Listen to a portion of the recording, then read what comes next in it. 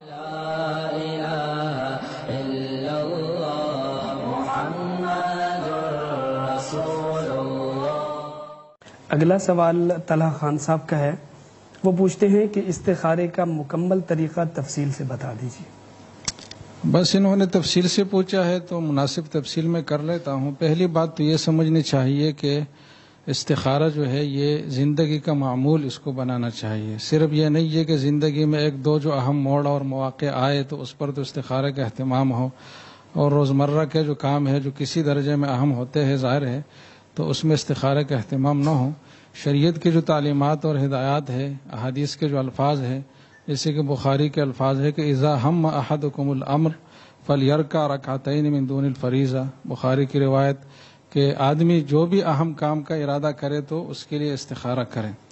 تو پہلی بات تو یہ ہے کہ ہر اہم کام کے لیے استخارہ کرنا چاہیے، اور ایک دوسری حدیث میں ہے کہ رسول اللہ صلی اللہ علیہ وسلم ہمیں استخارہ کی نماز اور طریقہ اور اس کی ترغیب ایسے دیتے تھے جیسے کہ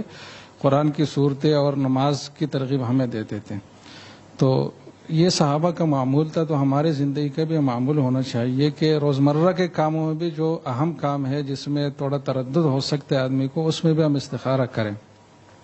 پھر اشکال ہوگا کہ استخارے کا وقت، تو اس کا میں آگے جواب دوں گا کہ استخارے کے دو طریقے، ایک تفصیلی ایک مختصر ہے، تو مختصر کسی بھی وقت کیا جا سکتا ہے، اس کے لیے کوئی وقت کی دقت نہیں ہوتی۔ دوسری بات یہ کہ استخارہ کا طریقہ تو مسنون یہ ہے کہ غیر مکروہ وقت میں جو 3 اوقات مکروہ جس کا بار بار تذکر آ چکا ہے، ان کے علاوہ جو باقی اوقات ہے اس میں 2 رکعت نفل نماز پڑھی جائے، اس میں کوئی بھی 2 صورتیں پڑھی جائے، کوئی تخصیص نہیں ہے، دونوں میں صورتیں پڑھنا ضروری ہے۔ اور اس کے بعد جو دعا ہے مسنون استخارے کا، بہتر تو یہ ہے کہ عربی میں ہی وہ الفاظ ادا کیے جائیں، اس لیے کہ عربی کے الفاظ میں جو جامعیت ہے اور اس میں جو برکت ہے وہ دوسرے زبانوں میں نہیں ہے، تو وہ الفاظ ہر ایک کو یاد ہونے چاہیے اور کوئی زیادہ مشکل بھی نہیں ہے۔ اللہم انی استخیرک بعلمک واستقدرک بقدرتک واسألک من فضلک العظیم فإنک تعلم ولا اعلم۔ اللہم ان کنت تعلم ان ھذا الامر خیر لی فی دینی ومعاشی وعاقبت امری فاقدرہ ویسرہ لی ثم بارک لی فیہ، وإن كنت تعلم أن هذا الأمر شر لي في ديني ومعاشي وعاقبة أمري فاصرفه عني واصرفني عنه واقدر لي الخير حيث كان ثم أرزني به۔ اور بھی روایات میں الفاظ ہے، لیکن سب سے جو مختصر الفاظ ہے وہ یہ ہے، اور ان الفاظ کا مفہوم یہ ہے کہ اللہ میں آپ کے علم کا واسطہ دے کر اور آپ کے قدرت کا واسطہ دے کر آپ سے یہ دعا مانگتا ہوں کہ یہ جو کام میں کرنے جا رہا ہوں، اگر اس میں میرے لیے خیر ہے اور بھلائی ہے تو یہ میرے لیے مقدر فرما، اور اگر شر کا پہلو ہے تو مجھے اس کام سے موڑ لے اور اس کام کو مجھ سے موڑ لے اور مجھ سے یہ کام نہ کرائے۔ تو یہ اس دعا کا مفہوم ہے، اور اس دعا میں جو جامعیت ہے وہ ایک الگ مستقل موضوع ہے۔ تو یہ دعا کہی جائے، پڑھی جائے، اور اس کے بعد پھر دل کے رجحان کا اعتبار ہے کہ دل کا رجحان جس طرف ہو جائے تو اس پر عمل کیا جائے۔ اگر ایک بار نماز پڑھنے سے، استخارہ کرنے سے دل کا رجحان نہ ہو تو دوسری بار، یہاں تک کہ 7 بار تک لکھا گیا ہے، بلکہ حضرت عمر رضی اللہ عنہ کے بارے میں ہے کہ انہوں نے ایک چیز سے متعلق 1 ماہ تک مسلسل استخارہ کیا۔ تو بہتر تو یہ ہے کہ دل کے اطمینان کسی ایک طرف قائم ہونے تک یہ نماز مسلسل پڑھی جائے، اور جب اطمینان ہو جائے تو اس جانب پھر اس کام کو کیا جائے، اور جب تک تردد کی صورت ہو تو اس کو جاری رکھا جائے۔ لیکن اگر بہت زیادہ جاری رکھنا مشکل ہو تو اس کی بھی اجازت ہے، اور یہ بھی استخارہ کے برکات کے نیچے یہ بات آ رہی ہے کہ آپ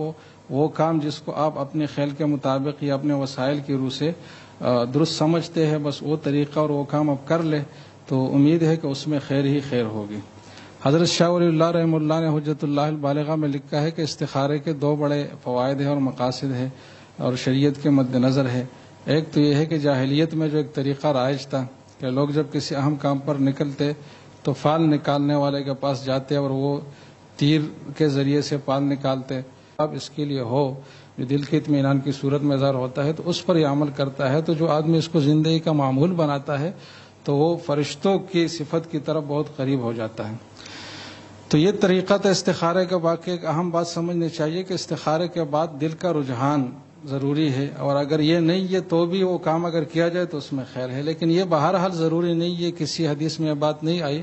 کہ استخارے کے بعد باقاعدہ آپ کو الہام ہوگا یا آپ کو خواب نظر آئے گا اور اس خواب کے ذریعے سے آپ کو سمجھایا جائے گا یا کسی بزرگ کی صورت میں آپ کی رہنمائی کی جائے گی، تو ایسی کوئی بات نہیں ہے. یہ اضافی پیوند ہے جو ہم نے استخارے میں لگائے ہیں. حضرت مفتی رشید احمد صاحب رحمہ اللہ نے خطبات الرشید میں بڑی تفصیل پر اس پہ بات کی ہے کہ ہم نے 5-6 غیر ضروری چیزیں اس میں لگائی ہے کہ استخارہ کی نماز بالکل سونے سے پہلے پڑھی جائے، اس کے فوراً بعد سویا جائے، پھر دائیں کروٹ پر اور مسنون طریقے سے، اور پھر خواب نظر آئے گا اور پھر یہ ہوگا وہ ہوگا. تو یہ ساری باتیں یہ غیر ضروری ہے جو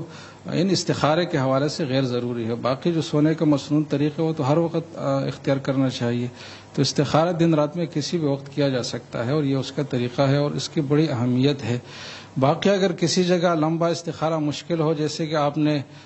مثلا سفر پر جانا ہے، 2 ہی راستے آپ کے پاس، تو آپ فوری فیصلہ کرنا چاہتے ہیں تو اس کے لیے مختصر دعا ہے اللہم خرلی واختر لی. اگر یہ دعا پڑھی جائے اس نیت سے کہ جو خیر ہو میرے لیے مقدر ہو، اور پھر آپ ایک جانب شروع کریں تو اس میں خیر ہی خیر ہوگی. اگر اس استخارے کے بعد بھی خیر کا پہلو آپ کے زعم اور خیال کے مطابق سامنے نہ آئے تو بھی پریشان نہیں ہونا چاہیے، بلکہ یہ خیال رکھنا چاہیے کہ اللہ تعالیٰ نے مجھے بڑی مصیبت سے بچائے چھوٹی مصیبت پر، اور یہ کہ یہ چیز بظاہر تو مصیبت اور نامناسب لگ رہی ہے لیکن عین ممکن ہے کہ عاقبت اور انجام کے لحاظ سے میرے لیے مفید اور اہم ہو. اور ایسا بہت مرتبہ ہوتا ہے کہ ہم ایک چیز کو اس وقت جس وقت ہمارا سامنا ہوتا ہے نامناسب یا اپنے لیے باہر سمجھتے ہیں، لیکن بعد میں جب اس پر سوچتے ہیں نتائج پر تو ہمیں یہ نظر آتا ہے کہ اسی میں ہمارے لیے خیر تھے. تو استخارے کے بعد پھر شک و شبہ میں اور اللہ کے فیصلے پہ متردد رہنے میں پھر نہیں پڑنا چاہیے، بلکہ اسی میں خیر سمجھنا چاہیے. اسی میں نفس کا اطمینان بھی ہے اور اللہ پر حسن ظن کا تقاضا بھی یہی ہے. سب اس سے یہ سمجھ میں آتا ہے کہ جو استخارہ نکلوانے کی بات ہوتی ہے، دوسرے لوگ کہتے ہیں کہ ہم آپ کے لیے استخارہ کریں گے، تو اس کی کوئی حقیقت نہیں. جی اس کی کوئی حقیقت نہیں ہے. اور استخارہ کے جو الفاظ ہیں اس دعا کے، اس میں سب متکلم کے صیغے ہے کہ میں یہ کام کرتا ہوں، میں تو جو کام خود کرنے کا ہے وہ دوسرے سے کیسے کرا جا سکتا ہے؟ تو اس کے کئی ثبوت نہیں ہے اور یہ ایک بے بنیاد چیز ہے. جی بہت شکریہ. بہت تفصیل سے جواب دے رہے تھے حضرت مولانا مفتی محمد حسین خلیل خیل صاحب. انہوں نے پوری تفصیل بتائی، جزیات بتائیں، جو ذہن میں اشکالات آ سکتے وہ بھی ذکر کیے، اور جو غلط طریقے رائج ہیں ان کو بھی انہوں نے ذکر کیا. تو جو صاحب یہ استخارہ کرنا چاہیں انہیں چاہیے کہ درست طریقے کے مطابق کریں اور دعا کو یاد کر کے پھر اس کے بعد اس پر عمل کریں.